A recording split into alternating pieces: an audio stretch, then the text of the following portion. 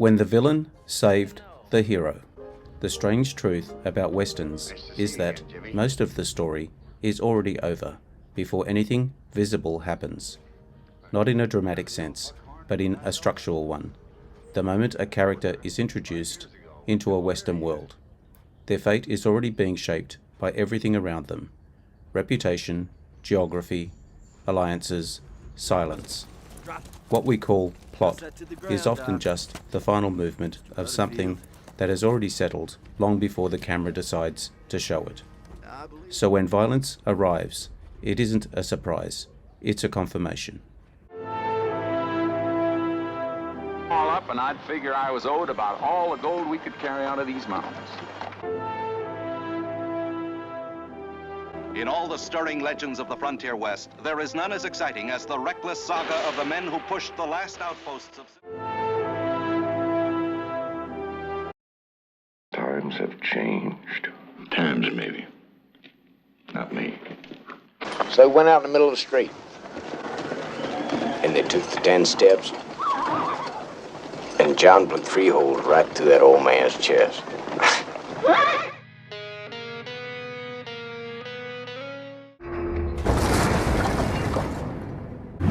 Not action, but agreement. What most viewers miss is that Western tension is not created by action. It is created by agreement. Not spoken agreement, but environmental agreement. The town agrees someone does not belong. The group already agrees conflict is inevitable. The landscape itself reinforces distance, isolation, and exposure. Once that agreement forms, no character is truly deciding anything anymore. They are operating inside a situation that has already selected its direction. Even restraint becomes part of the execution of that direction. Road's closed. Is that the law? It is now.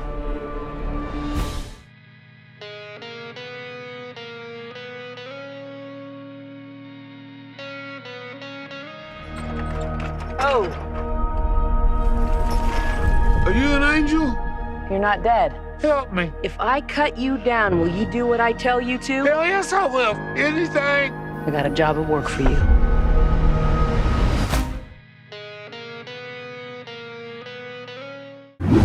Emotional break. This is where the illusion breaks, because nothing here is actually about strength or skill. It is about acceptance of direction.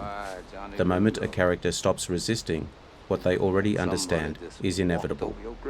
The story effectively closes around them. At that point, everything they do is no longer changing the outcome. It is only defining how they arrive at it. Westerns disguise this as courage or fate, but it is actually structural surrender to a locked trajectory.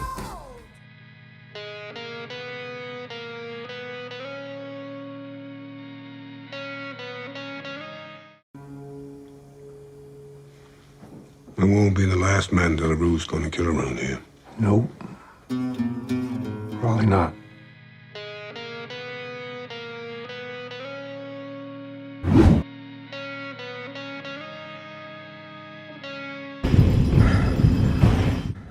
If you've ever realized westerns aren't about who wins, but about who accepts the ending first, hit like, because that changes everything about how you watch these films.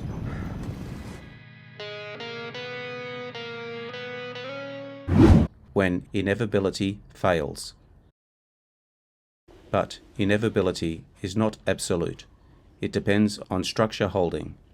When pressure increases beyond what the environment can sustain, the story fractures. Suddenly, there is no single outcome anymore. There are competing ones emerging at the same time.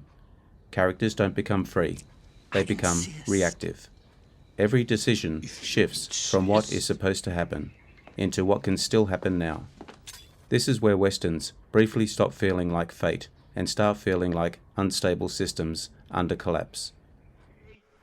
I call that bold talk for a one-eyed fat man. Fill your hand, you son of a bitch!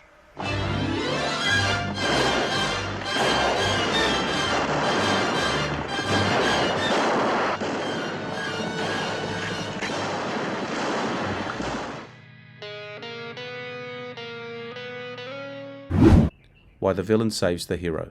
This is where the villain saving the hero actually makes sense.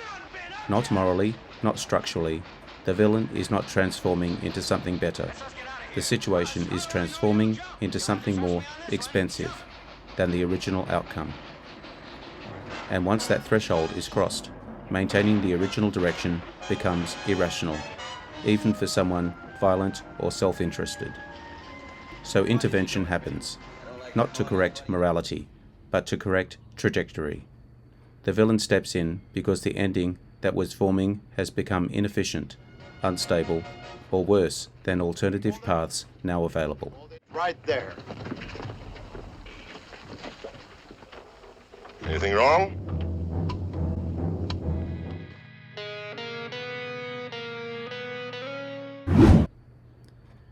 Aftermath. Residue, not resolution.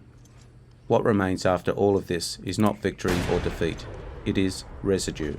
The leftover pressure of what almost happened. What was narrowly avoided, and what could have gone differently under slightly altered conditions. Westerns rarely resolve cleanly, because they are not designed around closure. They are designed around consequences, continuing after action ends. The real weight of the story is never in the gunfire itself, but in the fact that the gunfire was only one of several possible outcomes that briefly became real.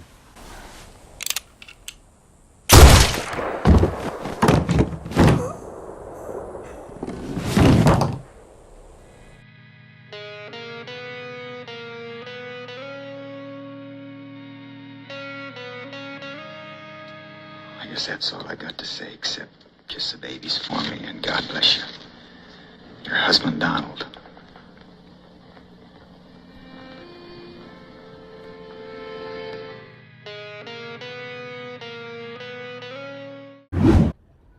Pattern revealed. Because once you strip everything away, the Western was never about action. It was about inevitability masquerading as choice. Every character believes they are acting freely, but most are simply moving through a structure that has already narrowed their options before they fully understood the situation. That hurt!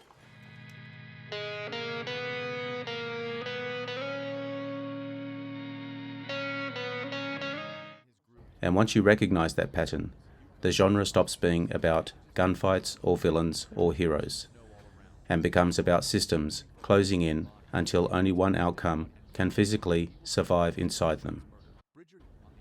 If you've ever seen a moment where the villain changes the ending instead of completing it, drop it in the comments. Subscribe for daily Western insights and entertainment. If you enjoyed this video, turn on notification so you don't miss my next ones. Check out my channel and Facebook page. Links are in the description below. If you got value from this, please comment, like, share and subscribe. It really helps. I appreciate it. I'm Wrangler. Bye for now, and I'll see you again soon.